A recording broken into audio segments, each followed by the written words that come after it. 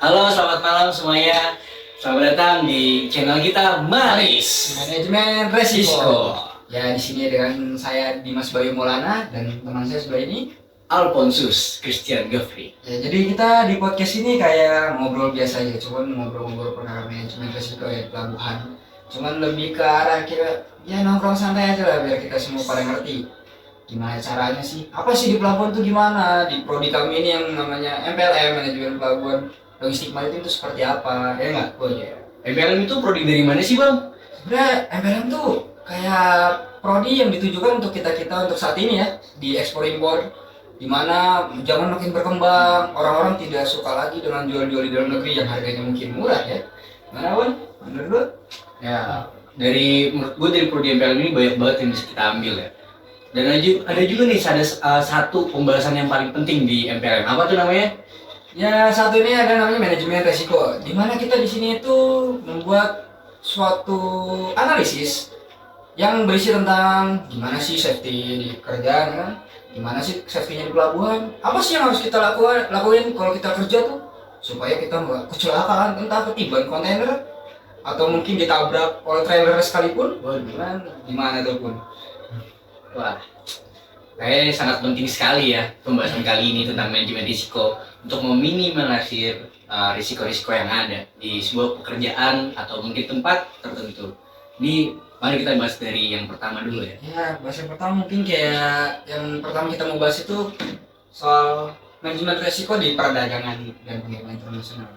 Menurut lu gimana sih, Pon? Perdagangan yang sekarang dan pengiriman internasional yang sekarang itu seperti apa sih? Kalau menurut gue ya Bang ya, dari perdagangan dan pengiriman internasional itu ada beberapa risiko sih yang harus risiko itu harus diminimalir gitu. Kayak mungkin dari uh,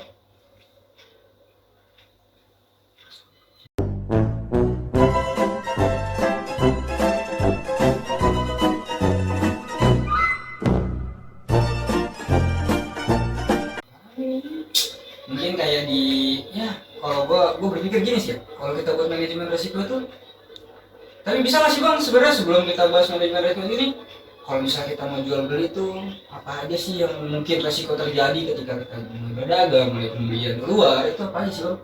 kalau menurut gue ya Bang ya, dari mungkin risikonya tuh bikin barang rusak mungkin ya, atau mungkin diambil barangnya. Terus ya ada beberapa lagi bisa ditambahin dari Bang Dimas. Ada ini sih, soalnya kalau mungkin lu orang gitu ya yang mau ke arah perdagangan ekspor impor, selain kita memikirkan untuk apa aja yang mau kita kirim, berapa barang-barangnya juga, itu resiko itu juga harus ada. Seperti kita asuransi mungkin. Asuransi itu ya masa ya sih kalian punya barang mau dikirim keluar terus nggak pakai asuransi, terus kalau hilang gimana ya Bang ya? Iya. Coba bayangin barang tuh, satu barang bisa 1 juta lebih atau berpuluh-puluh juta bahkan miliaran nggak diasuransiin, gimana tuh Bang? Belum pajaknya juga. Iya sih, ternyata di sini kan biaya cukai. Ya mungkin kalau untuk perdagangan sih manajemen risikonya seperti itu ya. Lebih ke arah supaya lu nggak rugi-rugi amat buat jualan keluar, buat jualan yang tadinya di dalam negeri itu mungkin lu untung cuma 10-20%. Tapi kalau kita kirim keluar tuh yang tadinya kita mungkin nggak sih Bang kayak kepikiran buat untung yang lebih gede lagi gitu kan. Tapi pernah nggak sih Bang kepikir kayak kalau gua mau dagang keluar tuh ribet nggak sih? Kalau dari gue ya, dari pengalaman gue mungkin dari perizinan ya, gimana sih biar mereka tuh pada tertarik juga sama barang kita gitu. Gak hanya dari perizinannya juga kita keluarnya, tapi mereka tuh mau nggak sih ngurus-ngurus juga dari pembeliannya gitu. Tapi ada nggak sih Bang yang apa jasa-jasa yang nangan itu tuh, ada nggak sih Bang yang buat supaya kita ngirim tuh kan kalau kita mungkin ngurus sendiri sulit ya. Tapi ada nggak sih Bang kayak wah ini kayak kita JNT atau apalah kita sebut ya sensor dikit lah supaya ngirim tuh gampang gitu, ada nggak sih kira-kira ya? Dari saya sih, saya belum juga paham sih. Kalau dari Bang Dimas gimana tuh? Saya juga ada bingung sih, soalnya kayaknya ekspor impor tuh luas, nggak cuma mencakup 1-2 hal mungkin ya, mungkin bisa banyak hal. Takutnya kalau kita yang setahu saya sih kalau ngurus itu tuh sulit kalau untuk ngurus sendiri, cuman kalau untuk ngurus mungkin sistemnya ada seperti Genti mungkin yang kita tinggal naruh barang atau lebih simpel mungkin kali ya mungkin. Tapi kayaknya rada-rada sih kita untuk ngeluarin duit tuh buat ekspor impor tuh sekarang, apalagi di tengah inflasi seperti ini ya. Aduh, Gimana IDR bang turun lagi bang, jauh IDR turun bang, bayangin IDR turun, sekarang dolar makin naik. iya. Kita di sini jual di sini ya miskin mulu, nggak bakal kaya. Lebih baik kita jual luar ya bang ya. Nggak bayangin bisa untung 100 sampai 200% loh. Yang mungkin mikir 7 juta tiba-tiba ya kan. Coba bayangin deh bang, tiba-tiba jadi 15 miliar. Waduh, Nggak jadi tahu kan. Cuman ya nggak tahu lebih itu sih sebenarnya itu sih untuk hal pertama ya. Terus mungkin bisa ada materi selanjutnya mungkin ya. Apa tuh bang materi selanjutnya tuh bang? yang kedua itu dari materi kita ada pemeran dalam perkapalan. Nah itu pemeran perkapalan apa aja tuh bang kira-kira bang? Pemeran perkapalan tuh yang saya dapat dan saya ketahui itu seperti apa sih yang ada di dalam perkapalan, mungkin dari manajernya, dari awak kapal, kapten kapal, dan beberapa orang yang berperan lah dalam kapal tersebut seperti navigasi, ahli teknologi dan sebagainya. Ada juga yang mau ditambahin dari Bang Dimas dari perkapalan apa aja? Cuman mulai sih.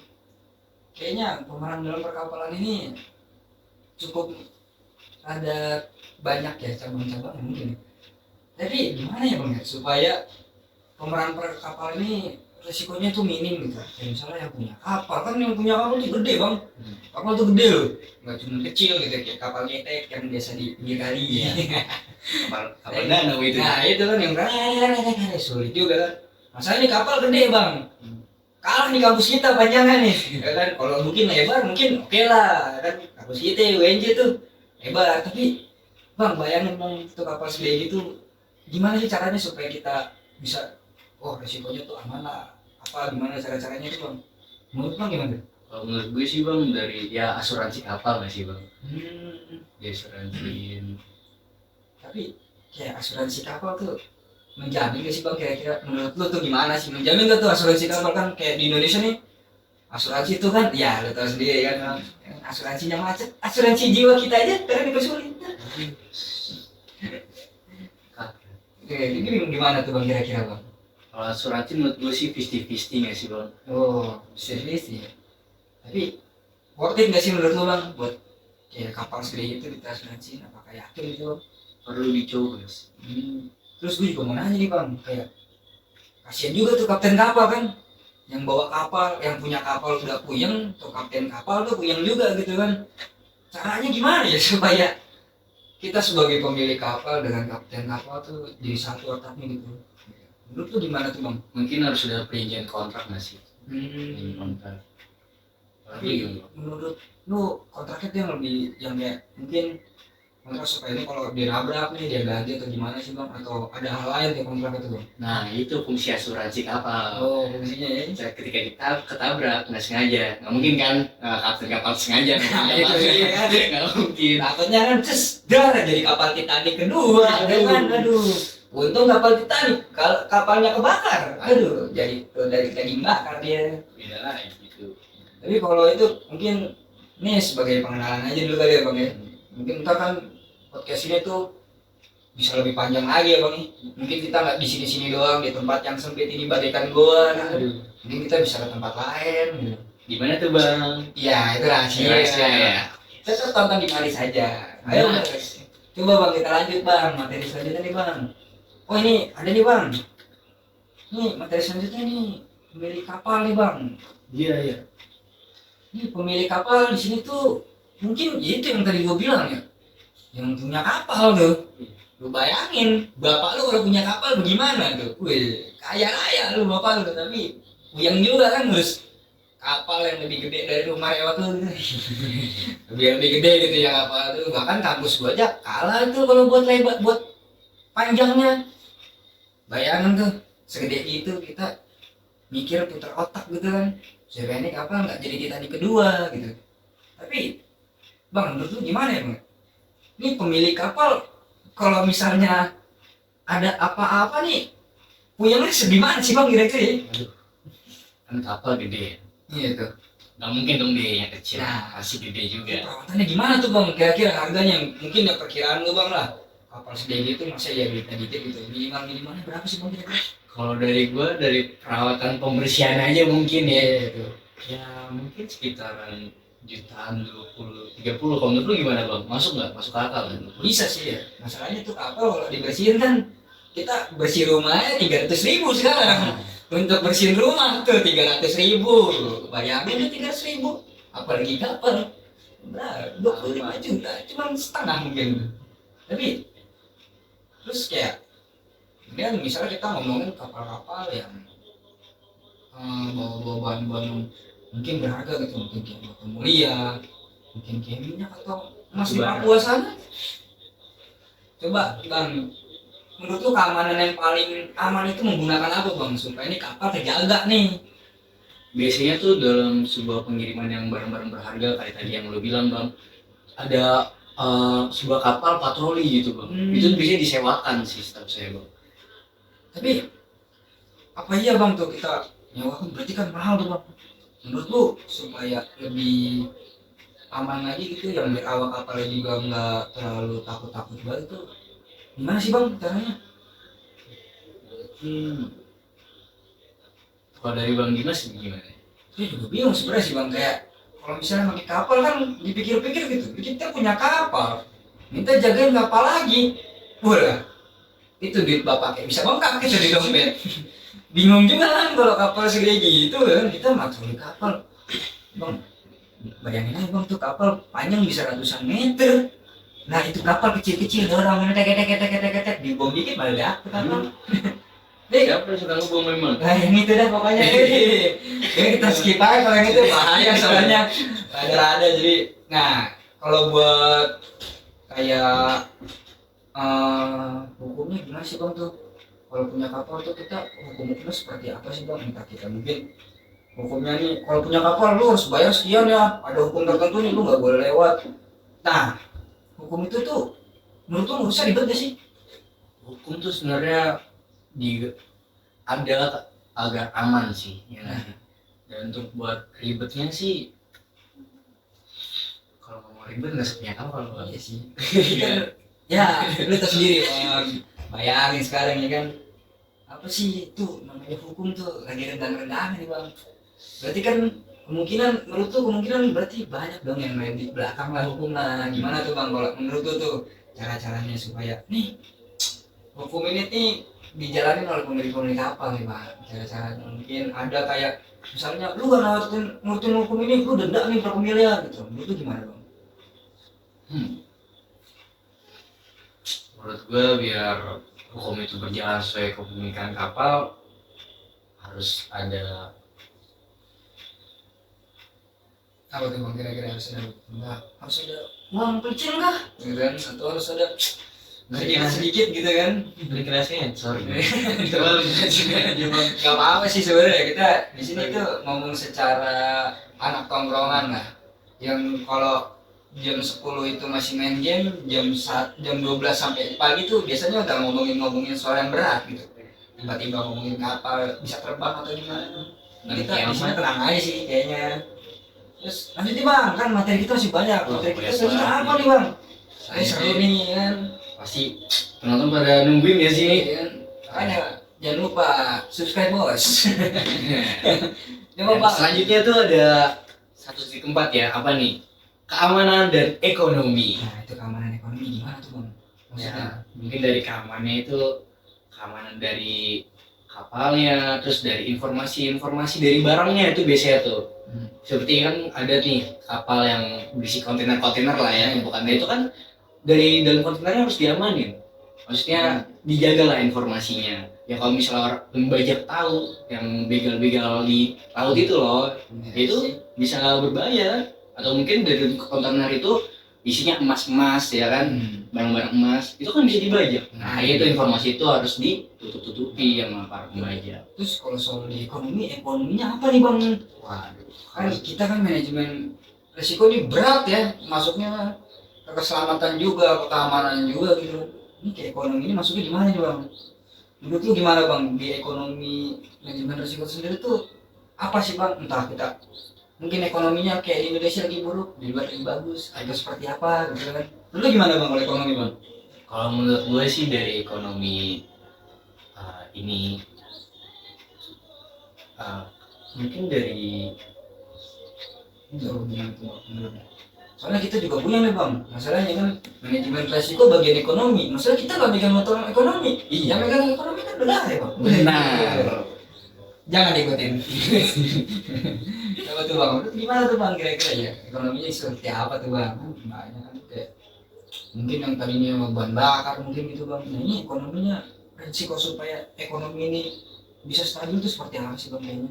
Sebagai kita pembelut di pelabuhan gitu kan yang ekonominya gila puluh. Nah, gimana tuh bang? Kalau dari saya sih soal ekonomi nggak panjang-panjang dan lebar-lebar juga. Iya, apa tuh? Gimana sih biar ekonomi itu dalam waktu itu stabil ya? Cara di data sih biar pas gitu. Kalau dari Bang Dimas Jadi harus ada akuntan gitu ya bang. Iya, Supaya kalau ketahuan nih siapa aja ngambil rokok gitu kan.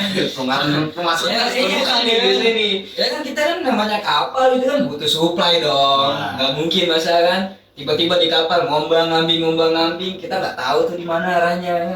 Masa sih ya bang? Berarti kita tetap butuh walaupun kita bukan di kantoran di kapal pun ada akuntannya kan. Perlu itu Ini penting. ibarat kata nih, nih ekonomi nih, ini kita pembelut perkapalan. Yang ini nih, konyol. Rada pusing soalnya. Kita nyebut ekonomi mau gimana negara kita tuh ekonominya naik turun. Soalnya apalagi sekarang lagi yang begitu-begitunya ya banyak kan. Rada pusing sih kalau soal bahas ekonomi karena ekonomi di Indonesia mungkin sensitif kali bang. Sensitif banget sih soalnya kayak gimana gitu kita bahas ekonomi takut besok tukang bakso datang. Duh sulit kan. Nah itu gimana tuh kan kita kan mikir juga kan sebagai kita begini nih yang podcast begini kan nama kampus juga gitu kan takutnya tiba-tiba lagi duduk enak gitu kan tiba-tiba gimana tuh ada pusing juga sih sebenarnya. Ngeri sih. Lanjut Lanjut aja kan sih kayaknya kita lanjut ya buat kita lagi bikin teman baru nih kita masuk ke rezim keamanan maritim nih. Coba kita tanya sama kameramen kita, bro. Kameramen gimana nih? Menurut lu rezim keamanan apa yang mau ditanya soal rezim keamanan maritim tuh bang? Contoh keamanannya kayak gimana aja sih? Oh contoh keamanan. Nih keamanan di mana nih bang? Maunya nih bang, keamanan di kapal atau keamanan di pelabuhan nih? Keamanan dalam pengirimannya lah. Oh dalam pengiriman ya. Pengiriman dari kapal atau Iya. mungkin dari Contoh seperti kayak saat pengiriman ada barang yang hilang itu seperti jatuh di laut atau gimana. Coba bang, lu duluan mau nggak bang gimana nih coba? kalau dari gue sih kalau misalnya dari barang jatuh ke laut ya itu mungkin dari bongkar muat dari awalnya itu udah harus disediakan yang bagus gitu gitu loh. Maksudnya udah harus tertata rapi dan ya orang-orang itu udah harus ada pengalamannya dong, maksudnya udah punya kalian sendiri biar gimana nggak jatuh gitu. Dari lu gimana Bang Dimas? Masalahnya ini rezim keamanan ini masuknya ke ada polisi. Ada kahalode soalnya nih kalau rezim keamanan maritim ini. Karena bagi gua rezim keamanan dimanapun kayaknya kurang sih sebenarnya. Tapi ya kita nggak tahu ya. Kita nggak boleh berburuk sangka pada negara Indonesia yang kita cintai kan. Jadi kita kayak mungkin buat rezim keamanan ini kan lebih mengarah ke para penjaga gitu kan, para polisi, tentara, mungkin sama petugas keselamatan kapal atau yang lain gitu kan. Cuma kita bahas kan kayak kameramen kita tadi nanya soal gimana sih pengiriman. Mungkin keamanannya tergantung barangnya mungkin ya.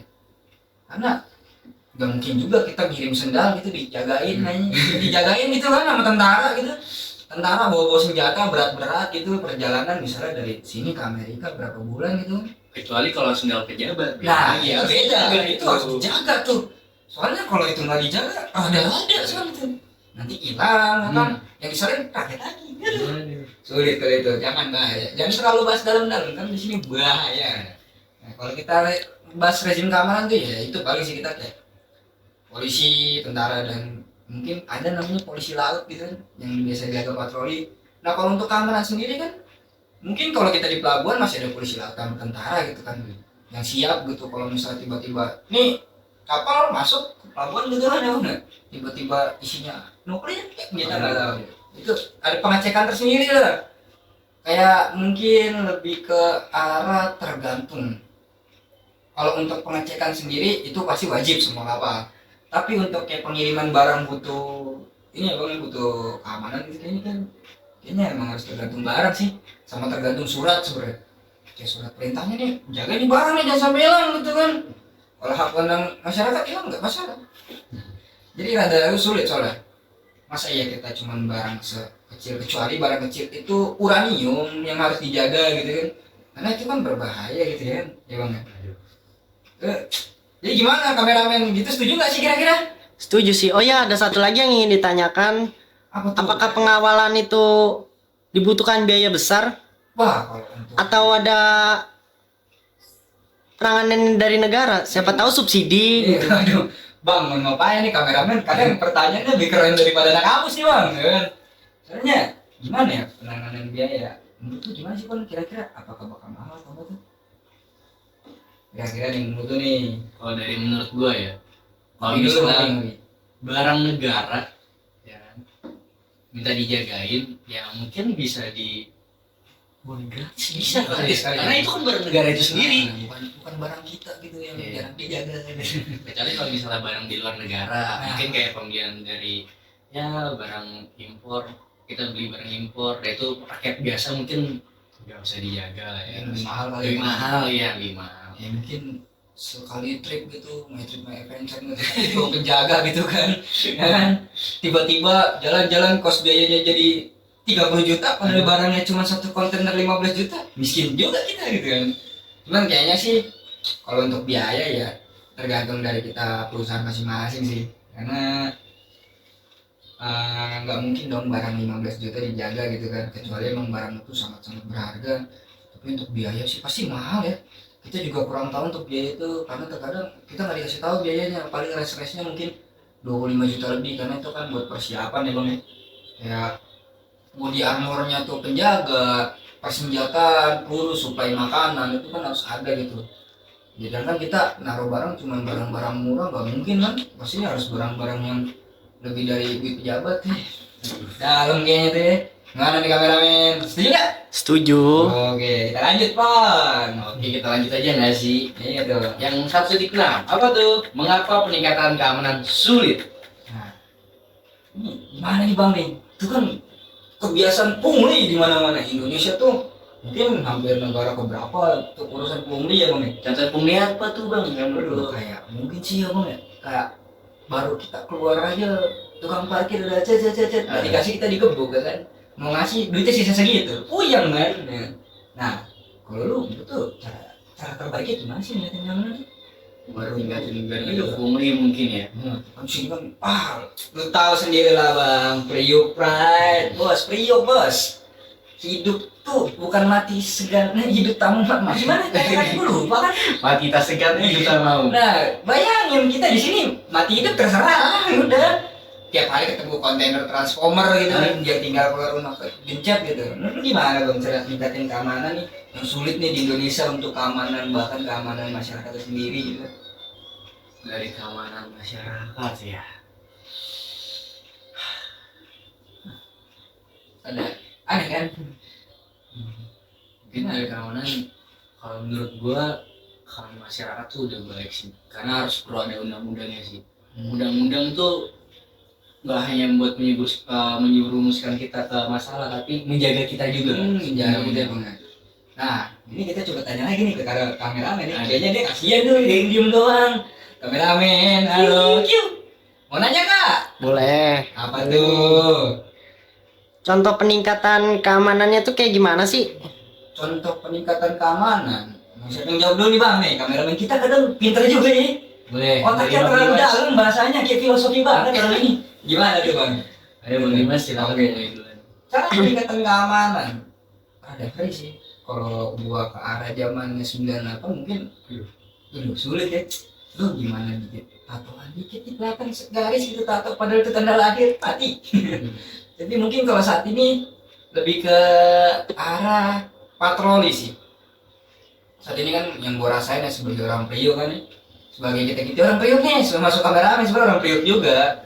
Masuk kita orang Priok tuh patroli sekarang lebih sering sih, untuk kayak muter-muter tiap daerah tuh diputerin supaya selain masyarakat yang aman, di sekitar pelabuhan juga aman. Dan juga sekarang patroli penjagaan pelabuhan itu udah semakin ketat, di mana kita masuk itu harus ada nemtek tuh. Sekarang kita harus masuk pelabuhan tuh harus nemtek, kita harus nge-scan itu. Dan juga masuk tuh udah nggak bisa pakai bayar non tunai, sekarang harus tunai ya, udah nggak bisa sekarang tunai nggak bisa, sorry nih maaf nih. Sekarang udah non tunai semua, jadi kayaknya lebih sulit nih sih, lebih sulit ya. Peningkatannya di situ sih, dari cara kita buat masuk ke pelabuhan aja udah sulit. Dan juga kalau kita masuk pelabuhan tuh harus ada perizinan macam-macam bro. Lu kita yang termasuk gua nih dari manajemen pelabuhan sendiri yang basicnya emang harus ke pelabuhan aja susah ya.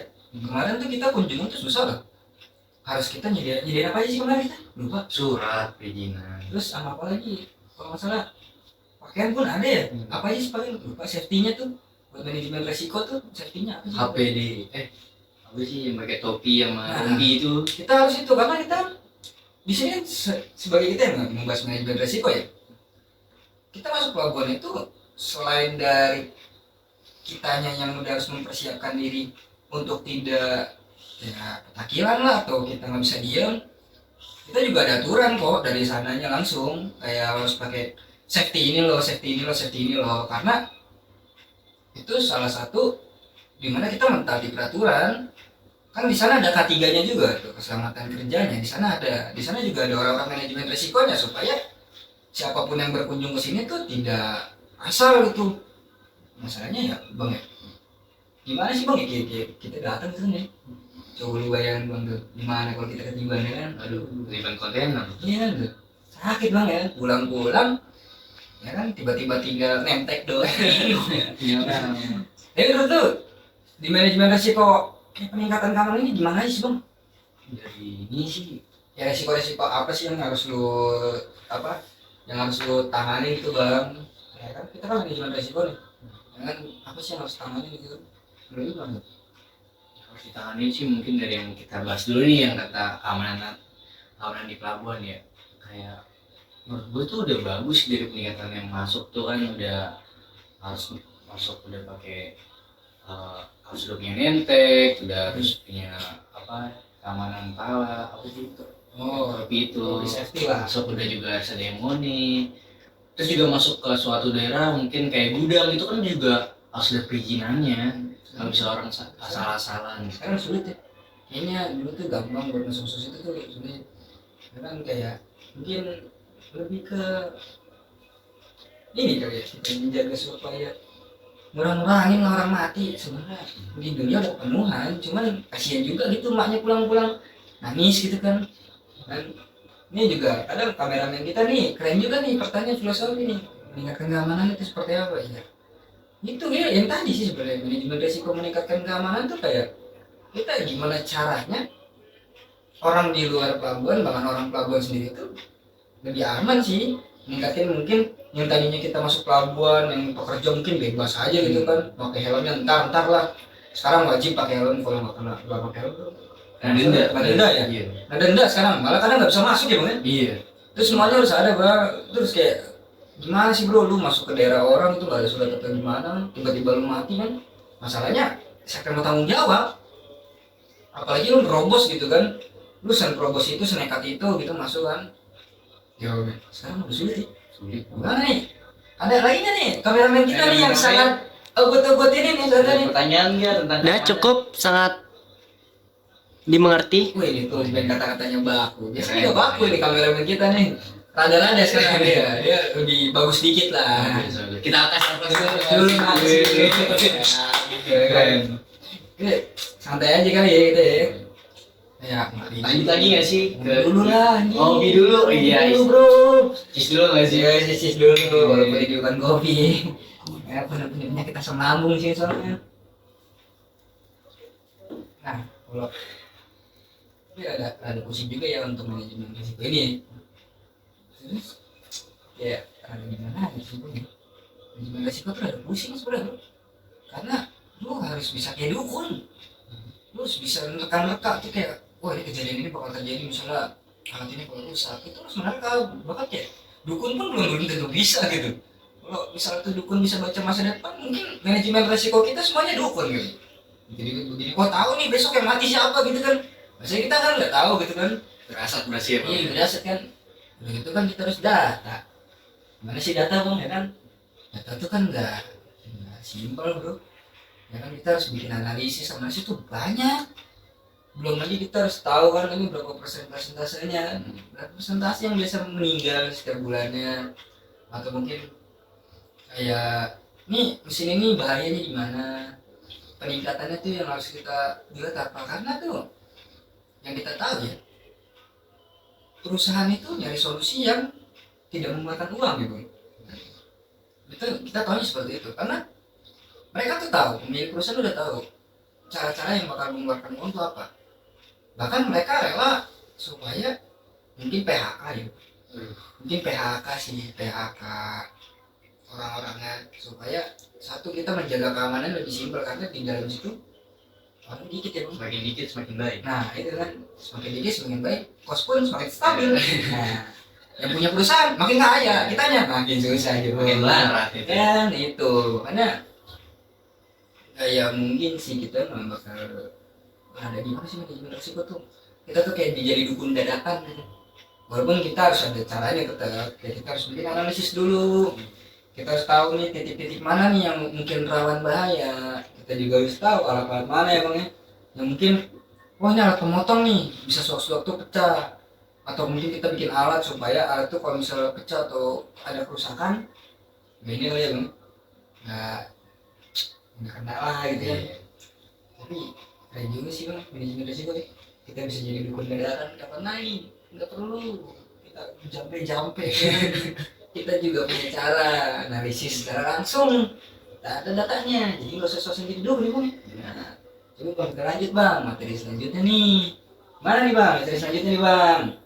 Yang 1.7 konsep risiko. Ini konsep resiko apa tuh bang Alpon? Risiko itu sebenarnya pengertian dari manajemen risiko itu sendiri nggak sih? Oh seperti apa tuh bang? Coba. Kayak mungkin dari kita manajemen risiko tuh apa sih sebenarnya? Kan dari tadi kan kita ngomongin ini ya. Iya sih.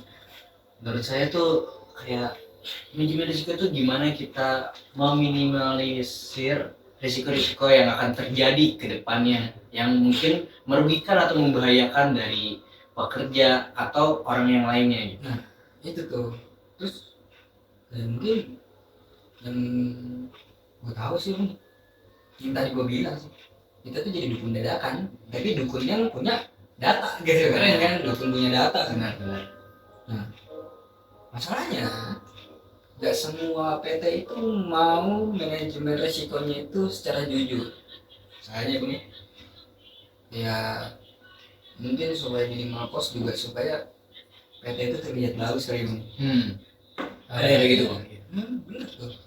Kita sebagai mahasiswa nih janganlah kita buat keselamatan nyawa orang gitu kan. Konsep manajemen resiko ini kan kita harus tahu gitu dimana kita harus memanage, supaya kita harus tahu, kita harus ngedata, kita harus analisis resiko apa aja sih yang bakal terjadi. Kan kasihan ya bang, tiba-tiba yang kerja buat anak istri dengan jujur, dengan amanah, kena suatu kecelakaan dimana yang salah itu bukan dianya tapi karena manajemen resikonya yang kurang untuk memberitahu bahwa barang ini tuh hal ini berbahaya atau emang pengawasannya kurang. Ini menurut lu gimana sih bang kalau konsep manajemen resiko itu sendiri? Kayak misalnya kan kita ini harus sudah tahu banyak hal gitu kan soal gimana kejadian-kejadiannya. Nah untuk lu sendiri tuh kayak seberapa bermanfaatnya sih manajemen resiko itu dimasuk ke konsep kita ya? Menurut gue ya manajemen risiko tuh penting banget, dari setiap perusahaan tuh juga penting.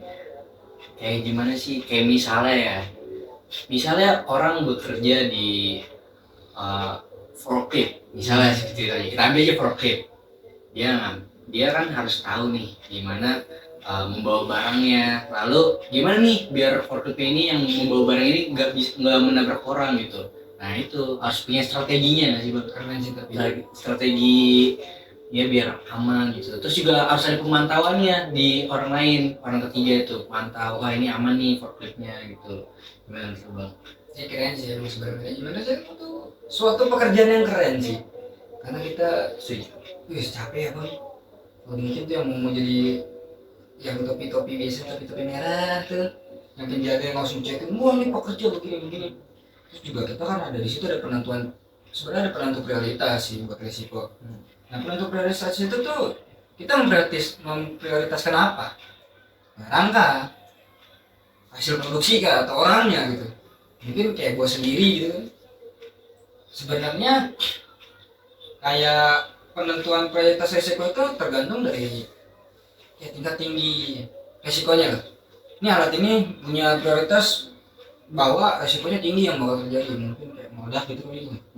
Meledak gitu, mungkin kebakar atau mungkin bisa mencelakakan satu PT tersebut, bahkan bisa menghancurkan satu PT tersebut gitu. Nah penentuan itu yang kita harus analisis, dimana sebelum kita membuka perusahaan itu kita harus tahu di menaruh mana nih alat ini supaya ketika alat ini terjadi kerusakan, karena alat ini mungkin yang paling berbahaya, mungkin kayak alat pompa gas, mungkin pompa gas atau tempat-tempat pembakaran kan, seperti pekerjaan-pekerjaan pabrik ya, pabrik gitu, itu protes tinggi, dimana tempatnya dibedakan sendiri, tidak boleh menyatu ya, tidak boleh menyatu, karena kalau menyatu ya tahu sendiri lah, pasti kan konyol juga kalau tuh meledak nganain semua barang, dimana biasanya barang PT itu mahal ya bang, mungkin kira-kira bisa berapa miliar mungkin tuh, yang barang cuma mungkin ukuran enggak panjang-panjang mas 10 meter kali 10 meter lah, lebar sama panjangnya itu bisa 1 miliar. Ya misalnya mesin bubut CNC itu kan berapa ratus juta, itu bahkan bisa sampai miliaran, itu yang bagus. Terus juga dimana kita harus bikin evaluasi resiko, dimana ya itu yang tadi gue bilang, evaluasi itu kita ngecek, oh ini nih yang bisa kena, ini yang enggak, oh ini yang kritis tinggi nih, oh ini yang bikin menyebabkan itu evaluasi. Terus juga gimana sih bang menurut lu kayak kulturnya orang-orang Indonesia yang kerja di PT itu kulturnya gimana sih? Kan ada yang kulturnya trader lah. Wah, gimana tuh bang? Itu tuh kadang ada aja bang orang yang menyepelekan, ada tuh bisa tuh kayak misalnya dia masuk santai aja nggak pakai pengaman pabrik gitu kan, akhirnya dia kepleset nih, jatuh kena kepala belakang tuh, ada tuh bang kayak gitu bang, gue dari pernah ngeliat kejadian kayak gitu bang. Ada kulturnya bang, tapi bener kultur di Indonesia tuh baik atau buruk sih? Kultur untuk kultur pekerja ya, kita bukan kultur budaya loh. Kita di sini kultur pekerja di sana untuk mengatasi manajemen resikonya. Menurutmu gimana sih kulturnya bang di Indonesia sendiri? Di daerah lu dah? Cakung gitu kan, ya kan Cakung PT-nya banyak gitu. Kalau dari gue sih kulturnya itu kurang sih bang. Harus ada edukasi ke pekerja-pekerja. Ya mungkin hafal dulu sebentar, hafal ngobrol-ngobrol nih, kasih tahu nih apa nih yang harus dilakukan sebagai biar kita tuh bisa aman gitu dalam pekerjaan gitu loh. Ya contohnya pakai HPD gitu kan, terus juga kita juga harus konsentrasi sih. Kadang ada juga orang yang kayak bengong gitu dalam kerjaan, ada bang, mungkin kayak stres mikirin keluarganya ya kan, atau mungkin utangnya yang pinjol tuh. Aduh, itu dalam bos, makanya hati-hati dalam pinjol. Jangan pinjol. Nah itu bang kita nih. Ya terus juga banyak sih bang, itu jangan ngelamun tuh, bisa ada bang pekerjaan ngelamun tuh bang, akhirnya kelindes tuh ada juga bang. Itu ada sih bang ya, orang Indonesia tuh ada tau, ada ini seperti itu gitu. Nah mungkin segitu kali ya buat konsepnya. Nah, kita masukin bang buat ke resiko yang dapat diterima lah. Pusing juga resiko yang dapat diterima. Kadang orang nggak pernah mau terima resiko, apalagi kita orang. Siapa yang mau? Iya siapa yang mau resiko Jom? Bayangin brother, ya kan kerja siapa yang mikir resiko? Ya kan pasti orang takut nih, gue nggak mau sampai resiko itu terjadi. Cuman kan pasti ada ya bang nih. Langsung aja ngasih bang ke penonton kita, siapa tahu dia ada risiko yang pernah diterima sama dia. Mungkin gimana sih? Kalau ada yang mau tanya-tanya mungkin di komen bisa ya. Jadi kita tanya dulu nih, kameramen kita lagi nyantai, kita tanya kan ya. Iya. Ada yang mau tanya nggak soal risiko yang dapat diterima? Kita kita yang nanya deh, gue mau nanya nih sama penonton, pernah nggak sih lo dapat risiko dari pekerjaan lo ini? Lo kan kerjanya di Prio Iya kan? Mungkin ntar itu buat penonton jawab gini aja ya. Kita buat penonton, kita buat kameramen dulu nih. Yang lagi nyantai ya kan, kameramen gimana nih? Ada pertanyaan nggak sih? Atau mungkin lo pernah kan lo kan sebagai pekerja juga nih, coba gimana nih? Resiko apa sih yang bisa lo terima tuh kalau kerja? Banyak sih, seperti kayak closing atau kayak bongkar muat lama misalnya, atau kecelakaan kayak lagi pas macet nih ya kan, tuh bisa nabrak. Banyak sih kemungkinan kecelakaan waktu pas lagi proses ekspor impor misalnya gitu. Itu kameramen kita itu sebenarnya pekerja bro, pekerjanya keren ya. Nanti kita coba tes review ya kan, supaya kita tahu nih kameramen kita tuh seperti apa sih mukanya gitu kan. Tenang aja pokoknya kan. Ntar lagi materi Ada selanjutnya. pokoknya. Ntar kita tempat-tempat kita kok estetik tempat kita tenang aja, nggak di sini doang. Nah kita lanjut nih. Risiko yang kita terima menurut tuh gimana tuh bang? Apa yang mesti terima tuh? Kan orang nggak mau risiko kan. Sebenarnya risiko yang dapat diterima itu harus terjadi sih bang. Kenapa harus terjadi menurut gua? Karena setelah orang dapat risiko pasti dia dapat hikmahnya nggak sih? Ya, itu. Pengalamannya. Ada hikmahnya dari semua kejadian. Itu dia. Cuman kan gimana tuh bang? Hikmahnya. Jadi pembelajaran buat dia sendiri. Misalnya yang minimal aja, yang kecil lah risikonya. Dia jalan nggak konsen, jalan lantai basah, jatuh ya kan. Cuman dia sakit doang. Itu dia akhirnya dapat hikmahnya kan, dapat oh ya gue harus konsen nih dalam pekerjaan gue sendiri. Hati ya, malu kan. Malu dikit. Apalagi gitu depan kawan-kawan ini. Gimana aja bang? Kalau menurutku ya, apa ya risiko yang lo terima sebagai orang yang tidak mau punya risiko.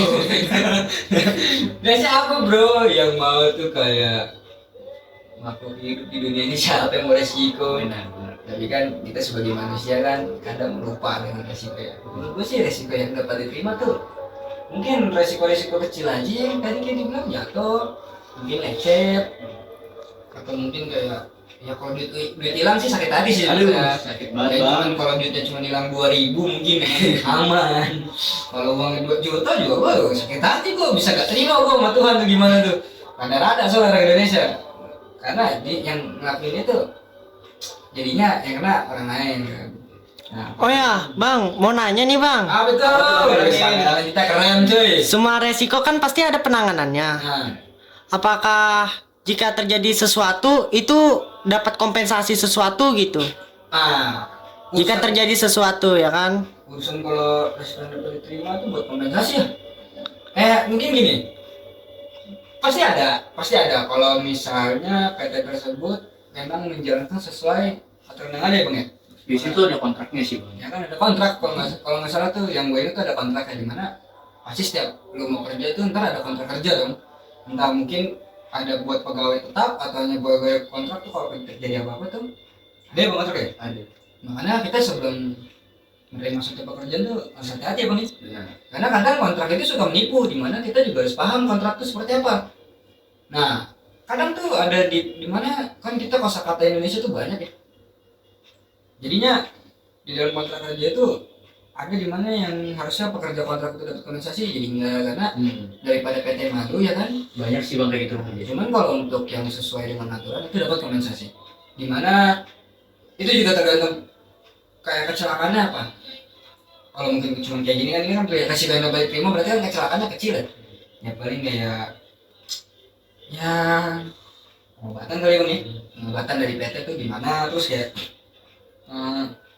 ya nggak terlalu buat kita rugi lah, tetap dapat kompensasi. Misalnya bisa juga ya bang alat ya bang, ya cuman alatnya entah konslet dikit gitu, itu ada kecil gitu kan ya. Untung cuman alatnya bukan alat gede gitu. Misalnya kayak alat pembersih body PT tuh konslet atau gimana itu resiko juga kan, nggak takut jatuh, cuman kan itu masih bisa diterima karena ya itu kan tegangannya juga kecil kan. Itu dapat kok, kadang kompensasi kok dapat. Mungkin kompensasinya cuma buat perobatan ya. Kalau misalnya sampai meninggal gimana tuh bang? Nah itu kan ini kan kita bahasnya yang lagi diterima nih bang, bukan yang nggak bisa diterima nih. Soalnya kalau itu mah rada-rada nggak semua PT mau masalahnya. Nggak semua PT tuh mampu buat ini sih. Nih nggak semua PT itu mampu loh buat bayar kalau orang yang meninggal gitu kan. Kadang ya cuma dibayar berapa sih bang ya bang ya? Tahu lah kompensasi di sini ya kan, daripada bikin malu ya paling 10 juta 15 juta kelar lah ya kan. Cuman kan itu tidak manusiawi ya, karena menyogok atas dasar nyawa gitu. Dimana ya 15 juta itu mungkin itu tuh udah punya tuh, padahal 15 juta tuh nggak bisa ganti nyawa. Udah itu Kalau apalagi pegawai kontrak, gimana ya dapat kompensasi doang, tapi nggak dapat tunjangan gitu kan. Nah tunjangan cuma uang kecil receh lah, kecuali emang dia pegawai tetap. Kalau ada resiko dari PT ya dapat ya bang ya, dapat kok, pasti dapat. Mungkin ada yang berapa ratus juta tergantung juga, makanya di situ kita buat asuransi nih. Ini untuk yang tidak bisa terima ya, kalau yang mati itu bikin asuransi supaya ya merasa sendiri sih. Kalau asuransi itu berguna bro. Mungkin ada beberapa orang yang tertipu dengan nabung di asuransi. Tuh berapa yang tipu, karena nggak semua asuransi itu bisa dicairin. Tapi asuransi itu hanya untuk mengganti, ada yang bisa mengganti perobatan atau mengganti biayanya ke kita. Tuh itu juga PT yang ngurus, bukan kita kok. Kita juga bisa kok buat ngurus, cuman itu lebih diarahin ke PT ya kan. Karena PT itu harus wajib bro, manajemen resiko. Wajib kita mengeluarkan itu, dimana PT juga nggak mau sampai meninggal kan, itu ntar jadi tempatnya angker lagi. Aduh sulit tuh. Terus juga apa mau dilanjut nih bang? Lanjut aja langsung ya bang. Ada nih kan. Nah nih kita sebenarnya nih udah masuk konflik kepentingan ya, konflik kepentingan nih. Konflik kepentingan itu kayak ya untuk mengidentifikasi masalah sih, identifikasi ya. Terus potensi konflik kepentingan apa aja, mungkin kepentingan suatu organisasi atau lembaga gitu ya, semuanya punya kepentingan masing-masing gitu kan. Yang lu gimana sih bang kepentingan tuh? Kalau di konflik kepentingan ini kan kadang sekelas menteri kita aja gitu punya kepentingan yang harus didahulukan dibanding rakyat ya kan. Lu gimana sih bang untuk manajemen risiko supaya nih konflik kepentingan ini nggak kejadian nih? Nah itu fungsinya dibuat K3 itu sebenarnya. K3 dibuat untuk apa? Kepentingan buat manajemen risiko, mau minimalisir. Iya. Tapi kalau misalnya ada masalah kita nanganin gimana sih yang paling cepat lah bang buat resiko nih? Oh ini kita bisa ada masalah nih, ini kepentingan dari pekerja dengan kepentingan dari atasan, itu kita gimana sih supaya pekerja sama atasan ini tidak jadi suatu hal yang chaos lah, rusuh lah, atau gimana? Itu caranya menurut lu paling benar gimana tuh? Biasanya sih biar nggak chaos semuanya itu harus dimusyawarahkan. Musyawarah tuh. Ya. Tapi efektif nggak sih bang menurut lu?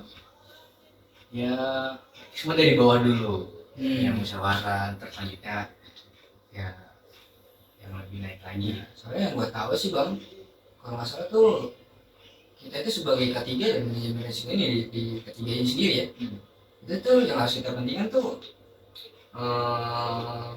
pekerjaannya sih, karena kan kita emang mengawasi pekerja dong. Pekerja itu kayak lebih utama nyawa pekerja gitu kan. Mungkin nyawa bos juga lebih utama karena dia ngasih gaji kita, tapi kita sebagai pekerja di luar nih. Nah menurut lu yakin gak sih bang kita itu K3 tuh bakal gitu ke pekerja gitu, yakin gak sih bang? Yakin aja sih bang. Karena kan emang harusnya fungsi K3 itu buat pekerja nggak sih, bukan buat bos-bosnya.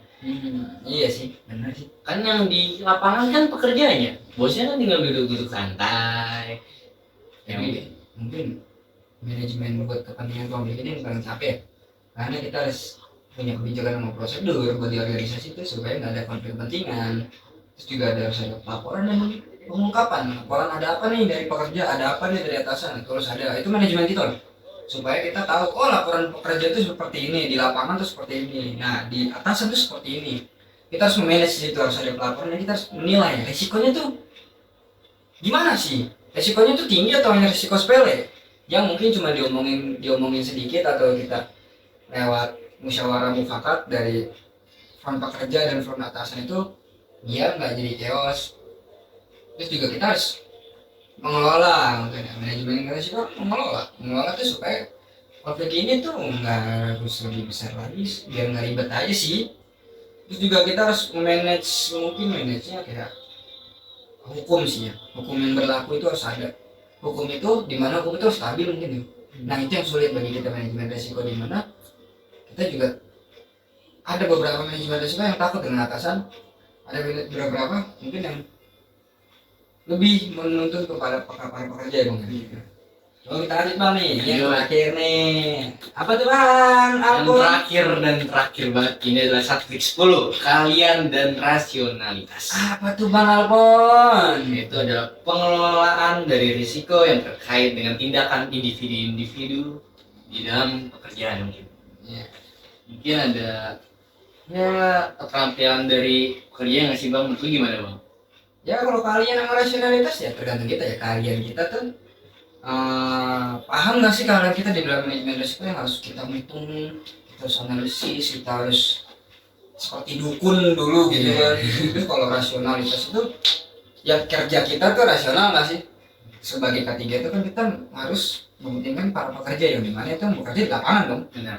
Kalau atasan kan mungkin di kantor atau mungkin pemantauan sesaat, tapi kan kita yang prioritas itu pekerja. Itu rasionalitas kita tertuju pada pekerja ya. Nah, menurut tuh gimana tuh bang untuk rasionalitas sendiri tuh, menurut tuh yakin nggak sih bang pada pekerjaan seperti itu? Harus sih, sebenarnya harus patuh sih. Nah, Dengan hukum ya, hukum yang berlaku. tapi kan ada beberapa tuh yang nggak patuh tuh. Nah, cara manajemen risiko buat biar dia patuh tuh harus seperti apa sih bang? Pemantauan itu atau yang lain tuh atau seperti apa bang? Ya pemantauan bisa, terus juga ada edukasi, terus mungkin ada denda atau kalau misalnya nih dia tetap apa nggak patuhin peraturan, denda kasih denda aja. Ya, Kayak bisa sih. Terus itu kalau gimana? kalau misalnya gua sih apa ya lebih memilih ke cara-cara kita edukasinya sih. Cuman di Indonesia sendiri ini kultur budaya perusahaan tuh ribet, kurang baik lah. Dimana kalau kita mengedukasi terkadang mereka tidak peduli, mereka beranggapan bahwa diri mereka tuh lebih baik daripada kita yang sebagai manajemen resiko itu sendiri gitu loh. Jadinya kita berpikir bahwa edukasi ini sulit, kecuali edukasi paling benar itu adalah kita bergabung dulu, mungkin ya bergabung dulu dengan para pekerja yang dimana supaya kita menjalin satu tali silaturahmi lah, Iya. supaya orang-orang ini kan semua orang itu butuh kepercayaan dulu, butuh kepercayaan supaya mereka paham, oh ini begini, oh ini begitu, oh orang ini asik nih, oh, aku mau nurut sama dia lah karena dia sopan gini. Nah itu satu langkah juga sebagai manajemen resiko, supaya selain kita sebagai kalian kita ya manajemen resiko, tapi kalian kita juga harus mendekatkan diri kita kepada para pekerja, jadi biar percaya mereka kepada kita gitu bang. Misalnya nggak semuanya bisa dideketin karena kan ada yang mikirnya, wah ini mah cuma urusan bos lah, wah ini mau begini lah. Itu nggak ada, sulit sih, soalnya pendekatan itu kan nggak mungkin kayak kalian yang mendekatkan pada orang yang disuka, tidak mungkin bisa. Kalau kalian tidak berani gitu sama mendekatkan mantan kalian, Aduh. Manusia yang BK bang. nah itu cerita lama beli kagak. Ya mungkin itu sih ya materi kita hari ini, mungkin cukup lah sekian lah. Ini udah lama juga nih, buset kita udah ngomong. Pasti kalian juga udah paham dong pastinya ya kita ngomong Ini sini. depan paham kan ya. Ini untuk awalan aja lah mungkin. Kan kami ya kita berdua ini baru membangun lah. Iya. Jadi mohon maaf bila ada salah-salah kata ya bang. Ya, mungkin perbuatan kita yang Ya, mungkin videonya kurang atau materinya kurang. Nanti kita bakal ya. semakin lanjut lagi kok, tenang aja. Kita bakal bikin lebih menarik lagi. Ya, berkembang ke depannya. Berkembang mungkin yang tadi saya bilang tempat kita lah di sini doang karena ini untuk sementara ya bang ya. Benar. Karena kita baru membangun. Jadi mohon maaf bila ada salah kata dari kita ya bang ya. Ya mungkin itu aja kali bang ya. Itu aja kali dari Nah kita. kalau ada yang mau nanya boleh nih di komentar, kolom komen mau nanya Ya. apa. Nanti kita juga ada kok akun sosial media yang buat kalian bertanya. Nanti kita pilih kok berapa nih bang yang mau dipilih bang. Mungkin dari 100 orang ada 10 orang yang kita pilih. Nah mungkin 10 orang yang kita pilih untuk pertanyaannya kita jawab ya. Jadi ya kita biar interaksi kepada kalian lah. Iya. Terus juga ntar kita akan bertanya nih mau seperti apa lagi nih ke depannya, apa lagi mau dibahas. Jadi tungguin aja, stay tune ya. Jadi kita tetap di Mas. manajemen Risiko.